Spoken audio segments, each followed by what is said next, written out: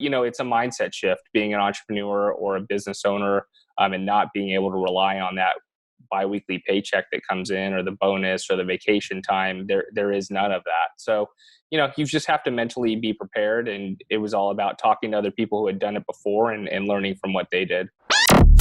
This is the real estate investing experience. We get it. Real estate can be rough sometimes, and that's why we bring in the experts to talk about the experiences you won't hear anywhere else. With your hosts, John Cohen and Chris Grinzik.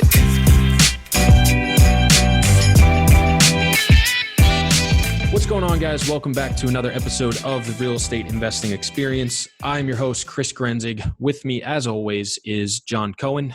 How we doing? We're good. Right before we came on, my wife told me the reason I don't sleep at night is because you drink too much coffee. And I actually have a cup of coffee right here, so I can't disagree with her. But no, I'm doing good, man. We're we're hanging in there, knocking out. We get to meet some great people, great podcast, great recording. Mm-hmm. Same shit, different day. Absolutely. Yeah, we've finally gotten our stuff together. We're actually got several in the bank right now, so this will probably come out 2 or 3 weeks in the rears. But no, things have been good. I think we've had some really great guests on. I think we're going to have another one on today that's going to provide some really good value and insights for people that are looking to get into multifamily or leave their job and jump in full time. So I'm super excited to have him on and hear more about his story and experiences.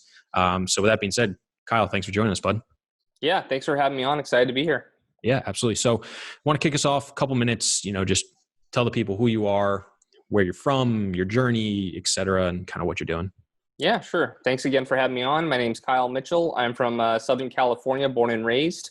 And about 2010 is when I started investing in real estate. So at that point, I had a full-time job, and my career was in the golf business. I was a general manager and a regional manager for a golf management company. So oversaw about 250 employees, 20 million in revenue, and grew up playing golf and kind of just got in the golf business and got into management for, 16 to 17 years. I did that.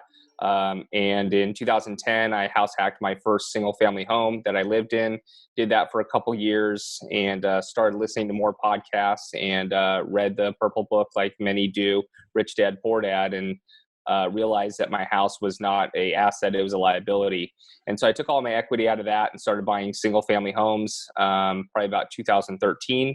And bought about 9 or 10 of those, and it went okay, but it just wasn't scaling as fast as I'd like it to. And I was buying turnkey because I had a full-time job. So at that point, I wanted to leave my full-time job to kind of pursue, life of an entrepreneur, make a couple of investments in real estate and some other businesses and things like that. So I started, creating an exit strategy for myself. And I really couldn't find anything that I was in love with. I had my real estate license, I had real estate investing experience, but at that point, my mindset was not, hey, let's go out and buy apartment buildings. I think that's a big mindset shift to be able to say, hey, I can buy an apartment building.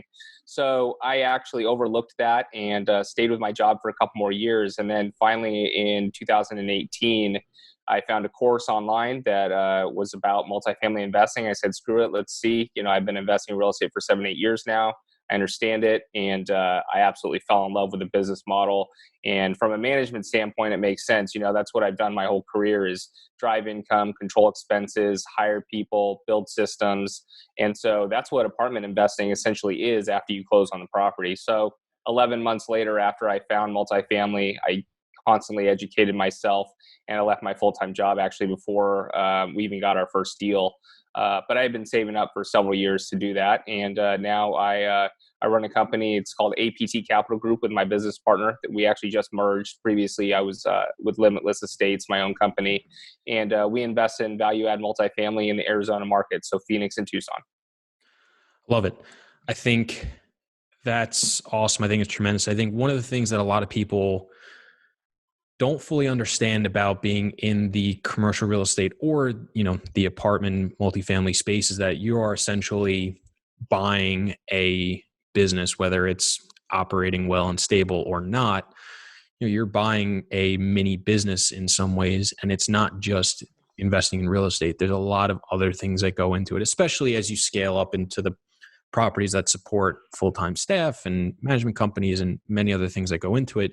The larger and larger you get, the more of an actual business it is and a ecosystem and an environment it is, and it takes a little bit more of a different understanding than a 10-unit building or even single family home that you just buy on the side. So I think it's very interesting to hear that you were basically already running a business or managing a business in a certain way before you came over. How important or how powerful do you think that experience was to your ability to move over full-time into the multifamily space? Yeah, for me, it was huge because, our company, we're a lead sponsor. So we kind of do everything, right? We're not just one piece of the pie, which in multifamily, the thing I love about it, it is a team sport. So if you don't have experience, you can get started by underwriting or maybe finding a deal or bringing some capital to the deal, which is great. But we kind of wanted to do the whole thing, including managing the asset. And so my experience in management and operations was huge. Essentially, we were a property management company for golf courses. So a lot of the things that we do in our day-to-day business, property management companies do in their day-to-day business. It's just a different industry, right? So I have insights as far as how property management companies work, what they like to see, some of the areas where they need to improve on. And I've utilized that experience to help with getting our assets, going in the right direction and working with the property management team to, turn the properties around probably quicker and more efficiently. So what are some of the things that, you're working as a, property manager for golf courses that you think, I'm sure you've spoken to other people that do multifamily syndications that maybe didn't have the same experience. Is there anything that you've seen that you think, from working in that space for so many years that other people don't, that haven't worked in the same space? Or do you think it's just giving you a better level of experience and understanding that's just helpful? I'm sure we do some things that are different, but I think it's just that level of understanding and not having to learn it first. I mean, follow-up is the biggest thing that I see out there. A lot of people understand what the next steps should be, but then they just expect the property management company to execute on that after you have, a 5-minute conversation on a phone call with them. Well, there's a lot of things that go on in a day-to-day operation and nothing goes perfectly, right? There's always a wrench thrown into it. And so you have to follow up. You have to give clear direction. You've got to follow up with the team and you've got to hold them accountable. So we like building systems to hold people accountable and reporting systems so they get back to us on it, because the devil's in the details and it's all in the follow-up. If you don't follow up with them, you expect it to be done. 3 months later, you find out it's not done. Well, now you're 3 months behind on whatever that plan was. So that's the biggest thing. And then holding people accountable. You need to build systems in there to be able to hold them accountable. We do things like shopper reports, making sure that, the communication to potential residents is professional, it's clear, it's adding value to the residents before they even step foot on site versus, a very quick email saying, hey, book an appointment if you're interested. I mean, if you see some of the responses you get from some of the apartment buildings, it's unprofessional, it's not formatted correctly, and you can really separate yourself by doing those small things. So it's interesting you bring that up, because I think we'd be the first to admit that sometimes you give too much rope to the manager to hang themselves with, and it's your own fault. You got to look in the mirror at the end of the day. But I think one of the hard things that people struggle with, and I want to, ask you how you overcome this, or, how do you, teaching an old dog new tricks, right? I think that, that's a big mistake, or people look at it and say, okay, I want them to do it my way, but they do it this way. And how do I integrate that seamlessly without making it think that I'm creating a whole nother structure for them that they may not be okay with? Because, follow-up is key on almost anything you do, right? And when I was a real estate agent and, when I was in finance, I always told, all you got to do to be successful at your job is just call people back, right? Just pay attention to them, because nobody's doing it, right? You call once, it's over, it's done with, on to the next.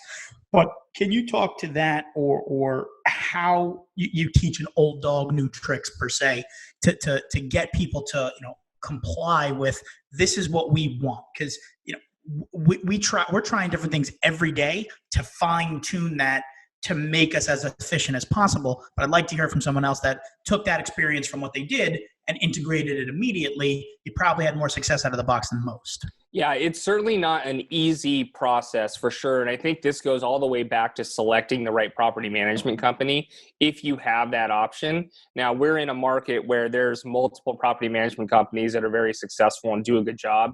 If you're in some of these tertiary markets, you may be very limited to the type of property management companies that you have.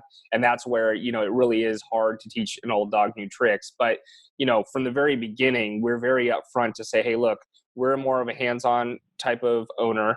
After the value add stage, after we see how you work, we'll definitely give you a little bit more rope. But we are someone that wants to introduce new technologies, new systems into place to help improve the property and be more efficient. We do not want to be the same as your property down the street. We want to be better. And so we're going to implement some systems of ours to help improve those systems that they currently have. So I think that's the conversation up front. But, you've got to remember, and this is the tough part, you own the building. And we syndicate, so we have investors that we have to report to. So we have even more of a financial responsibility to the property, and I think they have to understand that. Now, there is that line you have to toe because you want the property management company to respect each other and respect you and vice versa and work as hard as they can. But I think ultimately they've got to know, look, this is your property. You own it. This is how we want to run it. But I think a lot of those conversations happen while you're hiring the property management company. So then do you come in with any additional systems, right? Because here's, I think, some of the struggles we've had is, especially when you use third-party management, they've got to create their own systems to service all their different clients. And one of the reasons we've always said we would love to have management in-house is we have our own systems we would love to have that our managers would be a part of. And it's tough to have a manager change their systems to fit each client because that's just not a way to scale a business. How do you then come in with, say, hey, these are the things we want to get done, and you get them on board with implementing some of your ideas, but not overly changing how they do business? Yeah, there's give and take there for sure, right? I mean, if you're asking them to completely change their reporting system, that's probably not going to work. But again, this happens a lot before we even hired this property management company. So we asked for their reports and we asked them, hey, are you willing to customize some of these things to show X, Y, and Z? And they were willing and they've been able to do it. So it's really about asking about things up front, right? Being proactive rather than reactive. So don't wait to see the reports and then say, hey, this isn't what I wanted to see. Ask for them in advance if you can, and they'll send you over a sample report. You can go through them and say, okay, this is kind of what I like to see. I mean, I think I always go back to being an entrepreneur is doing all the work up front for a hopeful good ending on the back end for a good payday or a successful business, right? And that's what it is about being an entrepreneur. You're doing a lot of things for free up front and spending a lot of time up front, but those are the people that are going to be the most successful, that are asking for things and being proactive on the front end so that you don't have to wait an additional 2 or 3 months to kind of go through all the, troubles and switching reports over and things like that while the property is purchased. Because when you're buying value add multifamily, timing is crucial, right? If your plan is 18 months and now COVID, for an example, has knocked you back 2 months, now your business plan is 2 months back. If you don't have streamlined systems already, and that pushes you back another 3 months, this is how people can get pretty far behind. You're 5 to 6 months behind right off the bat. So we do as much pre-work as possible and talking to the property manager to vet them. I love it. I think that's hugely important. I want to take a half step back because I think it'll be interesting for a lot of people. Obviously, we're working the job for several years, doing investing on the side, and eventually found syndication. What was it like for you as you were working in this job and thinking about transitioning to real estate full time? And then when was it, what was that moment of like, hey, it's time, I'm ready to leave and move over full time and on this new venture? What was that process like, and when did you know, how did you know, or did you not know? Yeah, it happened slower than I wanted to, for sure. But for me, I was pretty lucky in the sense that I had to drive 45 minutes to an hour every day to work. And so I was in the car for an hour and a half to 2 hours every day, right? And so I was educating myself like crazy. I listened to podcasts on 2 and 2.5 speed. I'm listening to hours and hours of podcasts when I'm at the gym. I'm listening to podcasts. So I'm educating myself. But really, as soon as I found multifamily, I knew it was something that I wanted to pursue. I left my full-time job 11 months later. But, I had been looking for another career path for 2 years before that. And I just did not find anything that I was really passionate about. So that was the process that kind of took a long time. But as soon as I found it, it happened pretty quickly. My biggest thing was getting my wife on board because I was leaving my job. I knew I was not going to have an income for quite a long time. I mean, I planned 2 or 3 years out. Now I had been saving enough money for that. So, I think it's all about planning and having a system in place. But the biggest thing for me was getting my wife on board because, we're going through this together. She works a full-time job. And so there needs to be definitely 2 people on the same page when something like that happens. So when I left, I wish I would have done it sooner. But at the same time, it was a scary jump for me. I had had a job since I was 16, right? W-2, never really done my entrepreneur side thing other than buying some single family homes. I had never had my own company without the support of a W-2 income. So that was certainly scary. But again, my wife has, a full-time job. She makes a pretty good salary. So we have that to fall back on. But it's a mindset shift being an entrepreneur or a business owner and not being able to rely on that biweekly paycheck that comes in or the bonus or the vacation time. There is none of that. So, you just have to mentally be prepared. And it was all about talking to other people who had done it before and learning from what they did. When you left your job, because we get this question all the time from everybody, and even new investors always ask it, dive in head first. When you were going to go set out and you fell in love with the business model and you already own your own real estate, did you have the immediate intention, okay, I'm going to go raise money and buy a deal?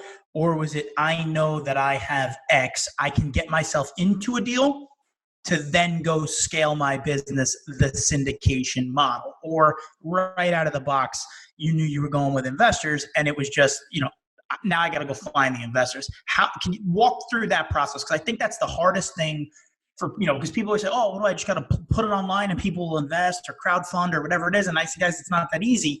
But someone that did it, left a job, had some real estate. Can you talk about your experience, how you navigated that water?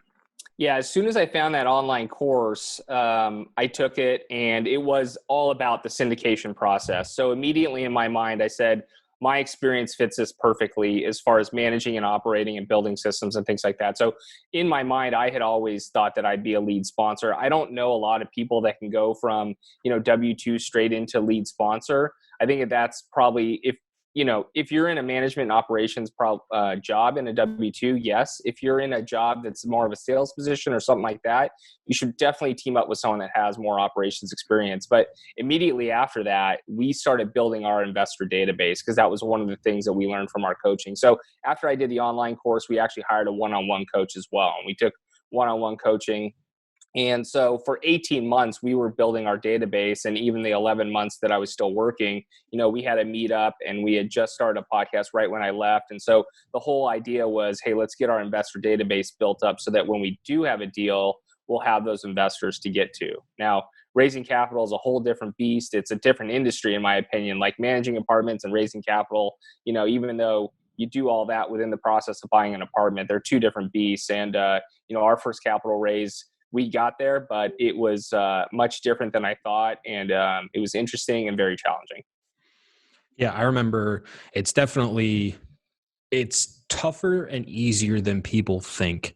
It's very easy to find people with money that might be interested, but getting that person to the finish line of actually committing to a deal, signing documents, and actually funding for the deal is significantly harder. When I first started and John and I joint ventured on a couple smaller things, I mean, the capital raise process was like, several kicks in the teeth of thinking what we could do and what we actually ended up doing. And luckily, basically John was able to get creative and, raise $1 million from a crowdfunding source for our 82 unit.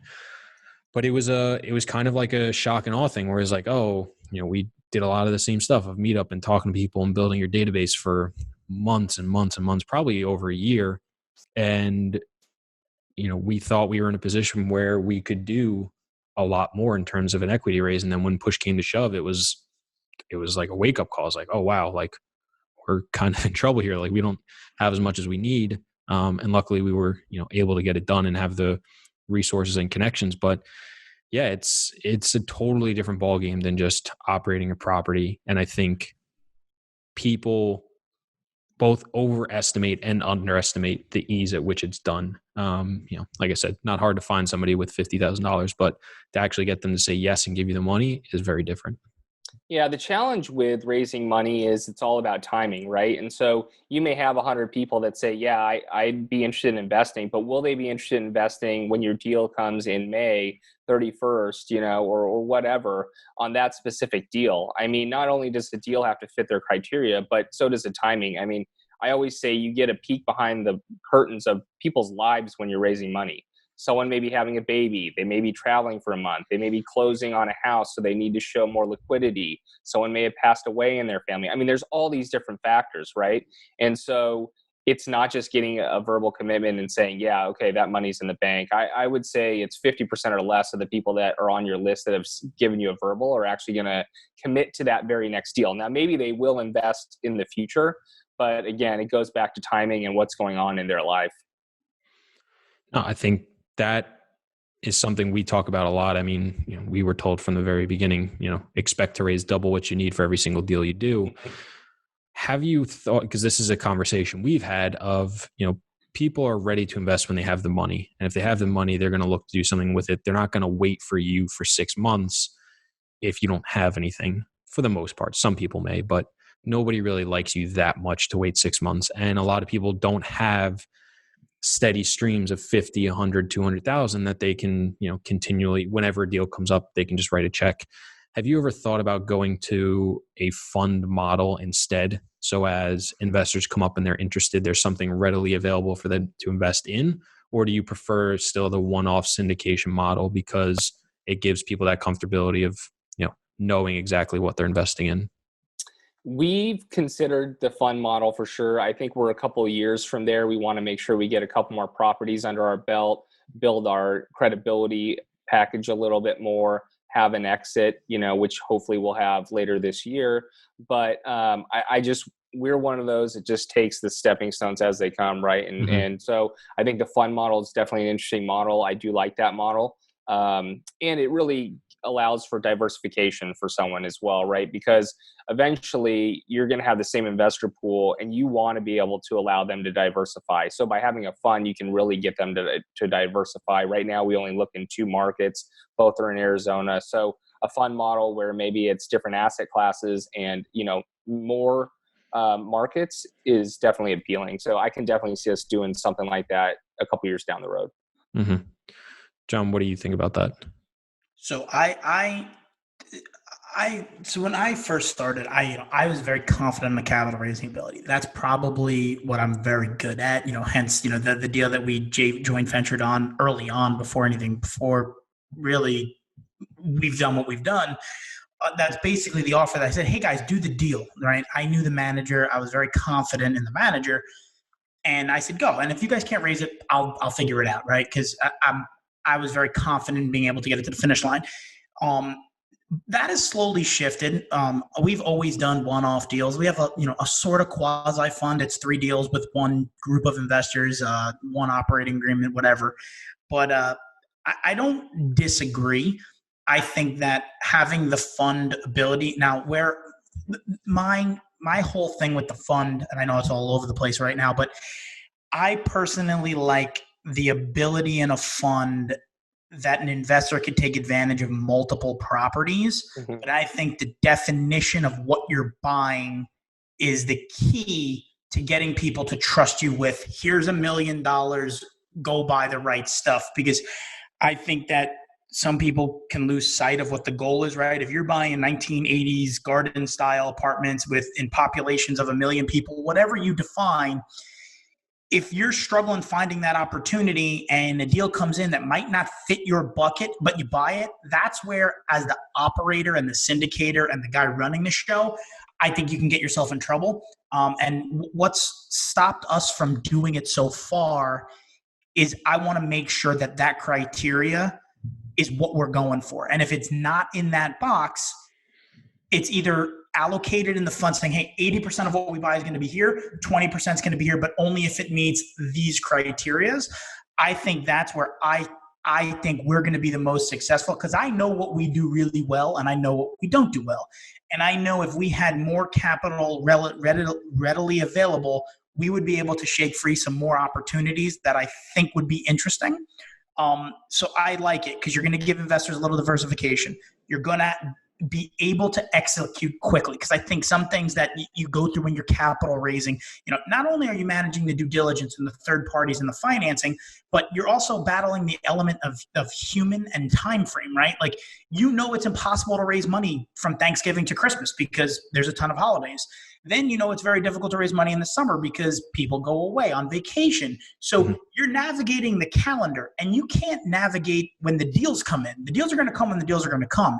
But if you're running the deal wheel, running the raising wheel, if you could put that together and say, this is what we're going for on the deal side, and this is what we're going for as an investor, I personally feel really good about that. I also think what's unfolded over the last 6 months in the world that we live in has allowed that conversation to be had more. So now it's even more so that if you are going to do a fund, if you are going to step into that model, as you mentioned, you're going to have success. Okay, we sold this deal. We've executed it. We've taken the small steps to put together the portfolio. This is what we're going to do over and over. And you have to have a little bit of a competitive advantage in today's world so people invest with you. Because Chris is right. They might be your best friend in the world. But if someone brings a better deal to the table, they're going to take it, right? Everyone's looking for the best, and the grass is always greener on the other side.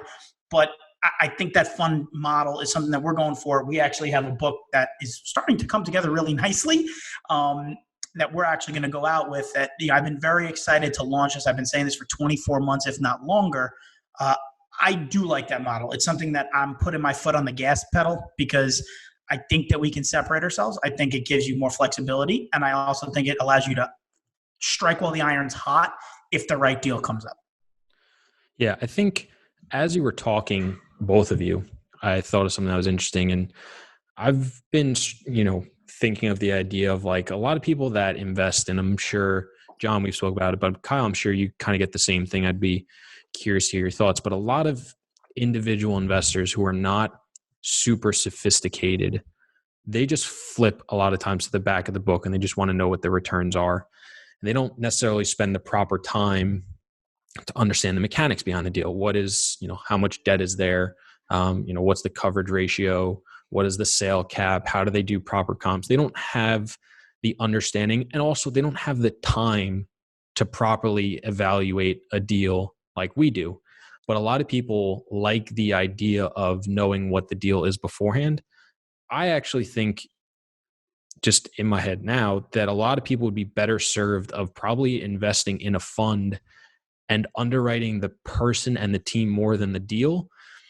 Because if they were really self-aware and understand who they were and what their abilities are, they would understand they don't have nearly as much ability to properly underwrite and understand a deal as they think they do. And I'm sure a lot of people are going to hear this and get defensive and tough shit, I don't care.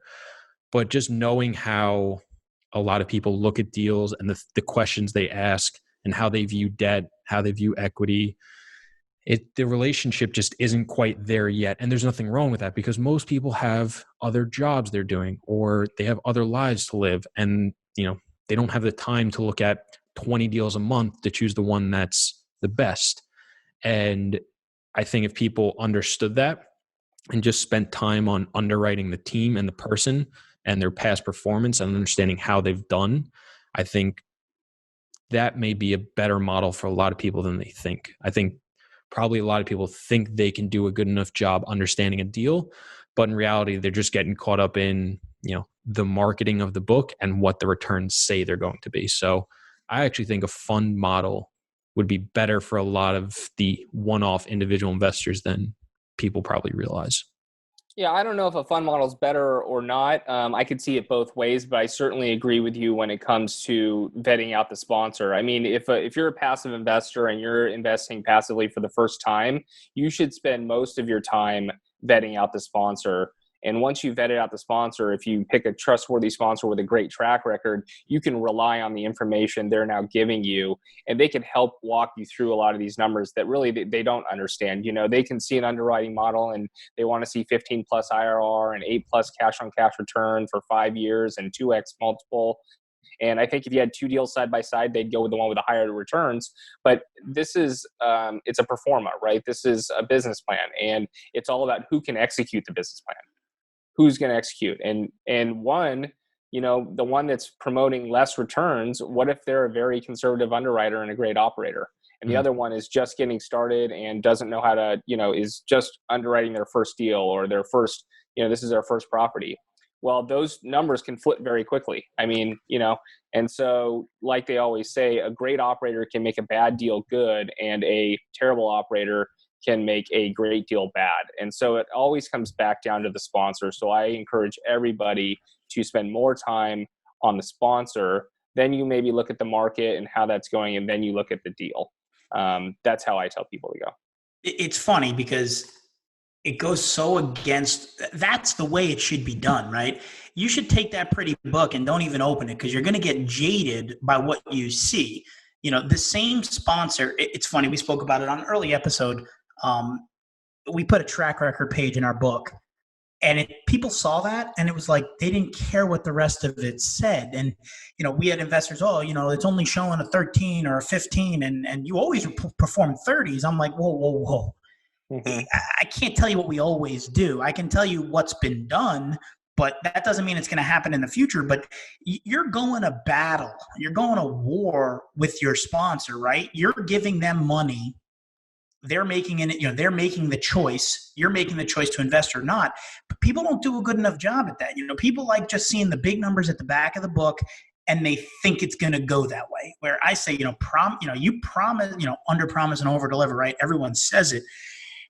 But can you speak to, I don't know what you did on your first raise or anything like that, because I see a lot of sponsors, and we all know this from underwriting and looking at deals. You change one number and you can get a ridiculous return by dropping a vacancy, lowering the cap rate. And the average common bear, even sophisticated investor, might not pick up on it. But I've seen people underwrite deals to 97% occupancy for 5 to 10 years. And I'm like, do you know how hard it is to run a property for 10 years at 97%? Do you know how hard it is to run a property for 6 months at 90%, 97%? So, but the average person, and they don't look at that, right? So I think that vetting the sponsor and or understanding what their goal is and what they believe in is probably the most important part of a deal. Forgetting the returns and the expectations, because you're right, it's a business plan, right? Mike Tyson, everyone's got a plan until they get punched in the face, right? So, you're doing a renovation plan. You bought a deal 6 months ago. You're doing a renovation plan. Bam, COVID. Nobody had that in their underwriting. I can fucking guarantee it. No one had pandemic, medical pandemic underwritten to, right? Who knew what occupancies were going to do, vacancies, delay, no one knows, and nobody knows what's going to happen over the next 6 months. But you do know if the going gets tough, who's going to roll their sleeves up and make it happen. So I think that vetting that part of it should be done more. If someone wants to invest just on returns, we're super critical on who we take now. Do you, when you're looking for investors and you put that investor list together, if someone wasn't asking the right questions on your first deal, you beg, borrow, and steal. But going forward, have you learned anything from maybe taking money from the wrong person, and or if people aren't asking the right questions, do you say, hey, maybe this isn't for you? Yeah. So on our first deal, I would say they were sophisticated enough, but I do think that there's questions being asked now that was like, okay, maybe, you were a little bit too early. It was a little bit too green. And certainly we're very mindful of who we take on. So I've had an investor for the last year I've been working with, and I don't talk to him very often, but every few months, and they're still not ready, And so I just have a phone call with them and I give them what I can, whether it's our podcast or anything else to help them with their resources. But yeah, we've turned down investors because from a sponsorship standpoint, you need investors that align with your goals and your criteria. For two reasons. Number one, you don't want an investor that's taking up a ton of time, hours and hours, and educating them while their money is being put to work, right? You don't want an investor that is scared to lose everything they have. You cannot bring on investors like that. You need to bring on investors who are sophisticated, who can afford to lose the money. We don't ever think that we're going to lose someone's money, but they have to be in a position where they can lose it. Because otherwise you're just going to be scared for the money and just, you're going to be causing a disaster. Right. And then on the other side of it, you want to make sure that your investor is educated enough and your goals align so that it's a smooth process and they trust you before it even happens, before you even raise the money. So yeah, we've definitely turned away investors, and you're totally right when you say one number being changed can change a whole deal. I mean, just the exit cap rate alone, right, can change the deal from a 13 IRR to an 18 IRR pretty easily. So, and then I think also another big number for, people who are not educated, when they see 93% occupancy, well, is that economic occupancy or is that physical occupancy, right? Because that's a whole nother thing, especially when you're in Class C value add. Economic is where you need to be. And if you're 95% economic, that's just, I don't know if it's probably possible in the best markets, but not possible to sustain throughout a 5 or 7 year hold. No, I agree. No, I think it was interesting what you said, because I know I had a conversation only a couple months ago with an investor, and probably third or fourth conversation. And I was just telling him about a deal. Just said, "Hey, did you get it? Did you look at it?" And he said, "No, tell me a little bit more about it." Started having a conversation, and he said, whoa, you're going way too in depth. Give me like the 30-second high level and then tell me if I should invest in it. I was like, I'm not doing that. I was like, one, if I didn't think anybody should be investing in it, we wouldn't be doing the deal. So one, take that away. But I said, two, I don't know what you're looking for. You can tell me, but even still, you've got to understand what's going on with the deal, what this process entails, what's happening with your money, what this project is about, what the risks are, what the, expected returns are, and, what a downside and upside looks like. I can't make that decision for you. One, I'm not an advisor, and two, I have no desire to be. So if you're not going to take the several minutes on the phone to listen to me, have a conversation, ask questions, and you're not going to take the time to review the document we put in front of you, I said, this conversation's over. I said, there's no point in going forward anymore, because it's only going to cause problems in the future, because you're going to have a certain expectation of what's going to happen. But because I didn't ask what your expectation is, and you didn't tell me, and if something's wrong, I couldn't correct it to reset your expectation as close to realistically as possible of what is going to occur, and something goes wrong, you're going to call me up bitching and moaning and complaining, which is fair because you had a certain expectation, but it's not fair because we didn't have the conversation to make sure we were as aligned as closely as possible. So yeah, I think making sure the person is ready is not an easy conversation to have. It takes also time to figure out if someone's ready or close to ready or fully understands. But once you've done it enough, and once you start talking to people that fully do understand, like you have the spectrum of like, hey, this guy gets it, he understands what the deal is. And then you've gone the complete other spectrum and you talk to the person who literally basically has no clue what they're doing, but they just want to put $50,000 into real estate because they heard, real estate's booming. Once you kind of see both ends of the spectrum, you start to get a feel for where people are. And then you just, go based on your comfort level. So yeah, I think it's huge. You have to have those conversations, and, you have to have the fortitude to be like, hey, you're not ready and I'm not ready to take your money. So you need to either, go educate yourself more. We need to have more conversations, or this isn't the right place for you to invest your money. And, hopefully anybody that is raising money does the same thing, but you never know. Yeah, you've got to be proactive, like I said earlier, right? And those conversations that you're having is being proactive, but you should not take anyone's money that you're not sure is ready. I mean, you have a fiduciary responsibility to these people, and $50,000 is not a small amount of money, especially to a lot of the W-2 employees. Like you said earlier, these people don't have, $50,000 every quarter to invest. Now, we would love to have that investor, and we're looking to get that type of investor too. But a lot of these people are investing once every couple of years or once every year, and it's their hard-earned money. So you've got to do your due diligence on the people investing, not just them doing due diligence on you. 100%. So if somebody's thinking about, starting to take on investor money, you talked about building a database. What are some of the ways people can do that? How do you position yourself to be able to, talk to people about potentially investing with you or investing with you now or in the future. What are some of like the first steps or good ways to start going down that path? Yeah, for us, I would check us out. Are you asking basically how they can find me? Not yet. We will get there, Okay. but no, I'm saying like, let's say somebody else wanted to raise money themselves. Yep. Like, let's just say like, hey, I'm in your shoes 2.5 years ago. What are some of the things you did or didn't do that you think people should emulate and, do for themselves? Yeah, build up a team and get on a team with an experienced track record. I think there's, so many. The greatest part about syndication is the team model, and that's how people scale quicker, right? When you have the mindset that you're going to do it all on your own, you're going to try and, take down a smaller building first and do everything yourself, you're going to go through a lot of bumps and bruises. There's so many things just even about not just raising capital, but at the same time you're raising capital, you're dealing with the lender, right? If you don't have experience in either of those, it's really going to be a struggle to get it to the finish line. So get on a team with experienced people. Don't worry about what you're going to make the first time, your first 1 or 2 deals. Get the experience and learn from that. And then, after you've modeled after others, then you can take it to the next level. And now you have experience with it. Because, you don't know what you don't know. And trust me, there's a lot that you don't know when you go through your first syndication. And so it's always better to have someone next to you that's been through that process. Mm-hmm. Was there anything you did early on that maybe was unnecessary or extra work, but you thought gave you better insight or more experiences going forward? Or just jumped right in and said, hey, just going to build my team and, my weaknesses are going to be covered by other people?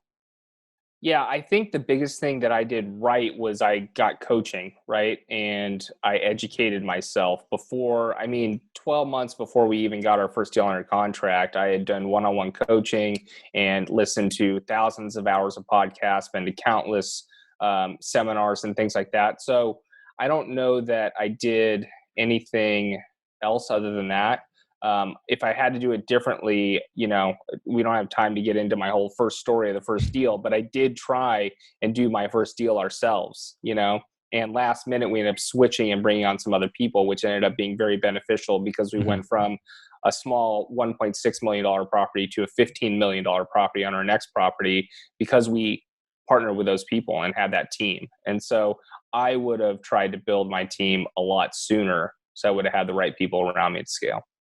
Gotcha. I understand. And how do you understand when you're building your team, right? Everybody needs the accountant, everybody needs the attorney, stuff like that. But how do you find those other things, whether it's capital raising, operating? How do you look at yourself and figure out where am I weak? Where do I need to shore up? And then how do you go about finding those people to help you out? Yeah, I think, first thing that I did was what are the things that I absolutely don't like and don't want to do, and what are the things that I do like, so I can kind of sweep those other things off to the side. And then, for me, it was pretty obvious, my management and operations background. I'm good with numbers, underwriting, building budgets, and managing people. So that's kind of where I fit in.